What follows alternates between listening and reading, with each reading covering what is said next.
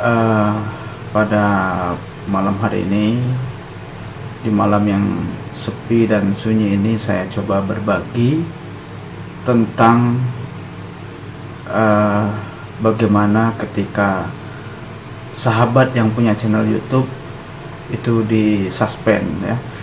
Jadi beberapa hari lalu ada sahabat kita di grup YouTuber Kalbar yang channel YouTube-nya tiba-tiba tidak ada hujan, tidak ada angin, kemudian disuspend oleh YouTube. Tentunya hal ini menjadi sebuah kekesalan tersendiri, menjadi sebuah kekesalan dan menjadi sebuah hal yang sekaligus meruntuhkan harapan-harapan kita, baik harapan kita ke depan maupun harapan kita tentang bagaimana kita membangun kembali channel YouTube. Saya paham dengan apa yang dialami oleh para sahabat, bagaimana sahabat ketika disuspend ini pasti mengalami kekecewaan, mengalami rasa geram, kesal, tapi tidak tahu kesalnya akan dilampiaskan dengan siapa. Yang jelas apa yang sudah dialami oleh sahabat kita ini juga pernah saya alami beberapa tahun yang lalu. Bahkan saya 2 kali disuspend oleh YouTube. Jadi sebetulnya yang membuat kesal itu adalah karya-karya kita tidak dihargai sama sekali oleh YouTube ya. Bukan tidak dihargai, semua karya kita hanya gara-gara satu karya ini kemudian disuspend ya. Mungkin karya-karya kita yang lain itu mungkin baik ya, tapi ada satu karya mungkin yang dianggap oleh YouTube ya, konten kita itu melanggar pedoman komunitas. Nah, sehingga akibatnya adalah konten kita yang lain semuanya hangus. Karena ketika akun disuspend maka semuanya habis. Nah, di sini yang membuat kita kesal. Jadi gara-gara satu konten YouTube tersebut kemudian habis semuanya. Nah, di sini sebetulnya kita perlu belajar para sahabat. Artinya kita lebih perlu belajar lagi bagaimana kita bisa lebih berhati-hati agar akun YouTube kita tidak disuspend ya. 2 tahun yang lalu ketika akun saya disuspend, yang pertama kali saya merasa sangat kesal sekali. Saya harus marah dengan siapa, harus kesal dengan siapa. Sebulan saya tidak mau buka YouTube, tapi akhirnya saya kemudian membuka lagi YouTube dan membuka channel baru. Kemudian disuspend lagi. Viewernya sudah banyak pada saat itu dan subscribernya ya lumayan. Jadi saya letih-letih membangun ya, saya harus membuat kembali dari awal, banyak waktu yang saya habiskan. Saya buat lagi dengan semangat baru, tapi saya lebih emosional, lebih membabi buta dari sebelumnya.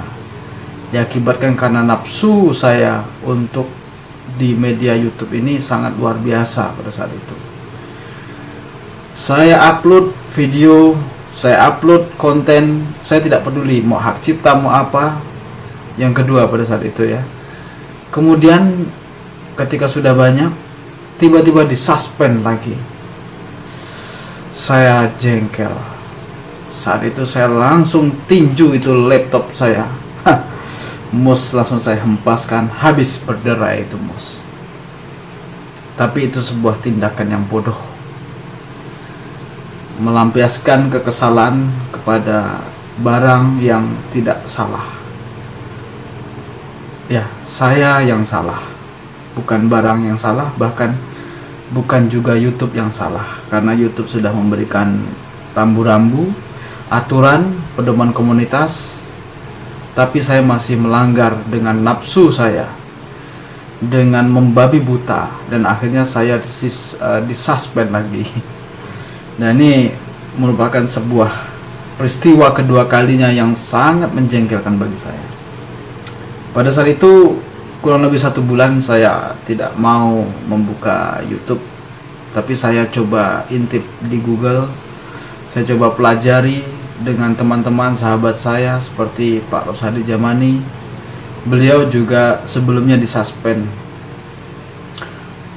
Saya pelajari pelan-pelan, ternyata aturan YouTube sangat ketat sekali, terutama kaitan dengan pedoman komunitas. Mungkin sahabat semua perlu mempelajari juga, jangan sampai apa yang sudah terjadi kepada saya, kepada kami ya, saya dan Pak Rosadi Jamani, kemudian dialami oleh para sahabat semua. Bahwa disuspend oleh YouTube ketika konten kita sudah banyak dan konten kita sudah viral, itu rasanya tidak tergambarkan. Kalau saya bisa menggambarkan seperti saya ditinggalkan istri saya. Jadi sangat kesal sekali saya. Mau marah dengan siapa ya, seperti itulah. Jadi intinya adalah, yang pertama, sahabat semua harus menstabilkan emosi, menstabilkan kejiwaan, psikologis. Jangan sampai ada embel-embel ingin cepat kaya, ingin cepat viral, ingin cepat terkenal. Jika sahabat terbersit niatnya dalam hati ingin cepat terkenal melalui YouTube, maka apapun yang yang bisa membuat terkenal akan Anda lakukan, dan ini bisa menghalalkan segala cara, termasuk dengan memproduksi hoax dan lain sebagainya, dan ini tidak baik buat kita ke depan. Kemudian yang berikutnya, perlu kestabilan emosi. Jadi jangan terlalu bernafsu terhadap sebuah konten. Coba fokus saja terhadap satu konten ya. Kalau ingin membuat konten yang lain, coba fokus dengan channel tersendiri. Misalnya kalau channel yang ini khusus ulasan atau liputan-liputan ya, silahkan dibuat khusus channel tersebut. Jika yang vlog misalnya kan, silahkan buat yang vlog khusus. Jadi kita coba konsisten dan fokus, itu yang kedua ya. Kemudian yang ketiga, jangan berharap ingin cepat kaya melalui YouTube, karena melalui YouTube ini tidak menjamin memberikan kita kekayaan, tidak menjamin memberikan kita uang. Yang memberikan kita rezeki adalah Tuhan Yang Maha Esa, adalah Allah SWT. Salah satunya mungkin melewati jalan YouTube. Jika memang YouTube ini memberikan jalan rezeki kepada kita, maka rezekinya akan ada. Tapi jangan terlalu dikejar, karena sesungguhnya ketika Anda menumpukan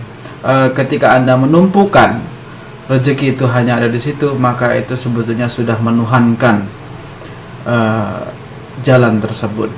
Sungguhnya YouTube merupakan salah satu media ya, media bagaimana kita untuk men-share ya, dan untuk berbagi terhadap sahabat semua dan terhadap semua pemirsa yang ada di dunia. Adapun itu nanti kita terkenal, adapun nanti kita dapat uang, adapun nanti kita jadi miliarder, itu adalah bonus. Yang pertama adalah niat kita harus luruskan,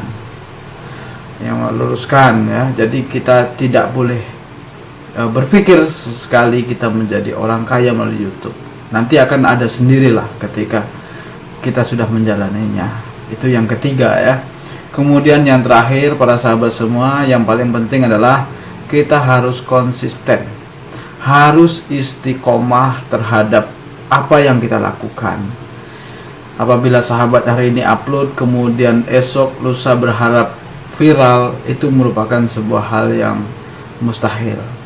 Tapi apabila saudara dan sahabat semuanya hari ini upload, kemudian besok upload lagi, satu hari bisa ditargetkan satu video misalnya dengan nice yang sama, dengan jenis yang sama, maka insya Allah suatu saat jalan itu akan terbuka bagi kita untuk kita menuju sebuah kesuksesan. Yang penting tetap istiqomah di jalan kita, dan kita tidak terpengaruh terhadap apapun yang ada di sekeliling kita. Kita harus tetap istiqomah berkarya dengan niat berbuat baik. Apapun kontennya, kalau kita bisa kemas dengan baik dan kemas secara positif, maka insya Allah akan bermanfaat. Tapi kalau kita masih belum mendalami sebuah bagaimana konten tersebut, maka walaupun konten itu sebetulnya bagus, itu juga belum tentu baik buat orang yang menontonnya. Jadi maka dari itu kita perlu keistiqomahan tadi. Kemudian Yang terakhir kali ini, tadi sudah terakhir, ini terakhir lagi ya. Yang terakhir kali yang keberapa ya, keempat atau kelima ya, pokoknya yang terakhir lah ya. Nanti kalau masih ada lagi berarti ada lagi begitu ya. Nah, yang terakhir yang paling penting adalah kita harus coba belajar untuk membuat sebuah konsep. Nah, konsep ini penting sahabat semua. Ketika kita membuat sebuah konten video yang isinya hanya jalan-jalan, yang isinya hanya misalnya sesuatu yang gimana ya, bukan sudut pandang untuk umum, maka ini bisa dikatakan tidak memiliki konsep atau sesuatu yang garing.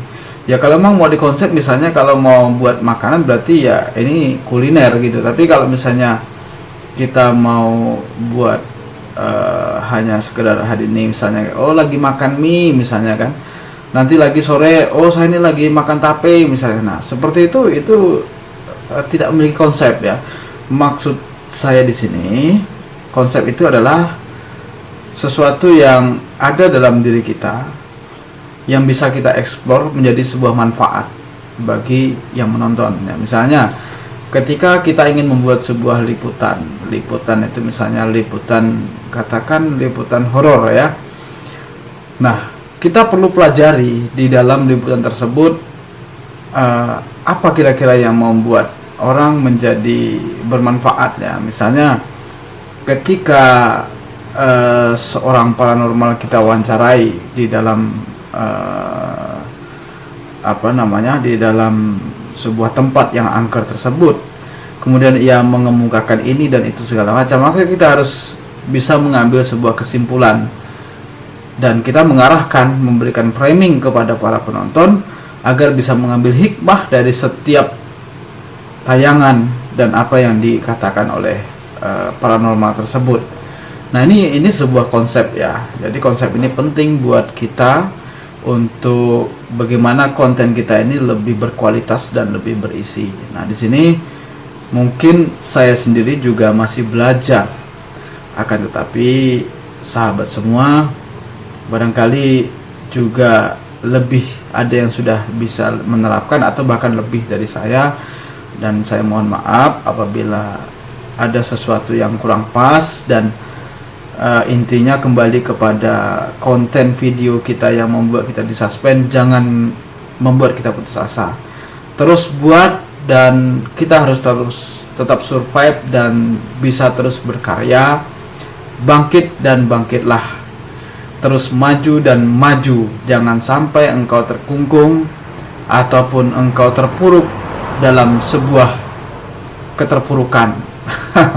Maksudnya begini, jangan sampai kita terlarut begitu ya. Jangan sampai kita terlarut dalam sebuah keterpurukan ya. Kita sedih, boleh kita bersedih, tapi tidak selamanya hidup kita sedih. Dan ketika kita bahagia, kita juga harus ingat dengan apa yang dinamakan dengan kesedihan. Intinya kita hidup ini bagaimana bisa memberi manfaat buat diri kita dan juga buat orang lain. Karena manusia yang baik adalah manusia yang beri manfaat atau manusia yang berbuat baik terhadap orang lain. Khairul linnas anfa'uhum linnas. Jadi manusia yang baik itu adalah manusia yang bermanfaat buat manusia yang lainnya. Nah, mudah-mudahan semua ini bermanfaat buat kita semua.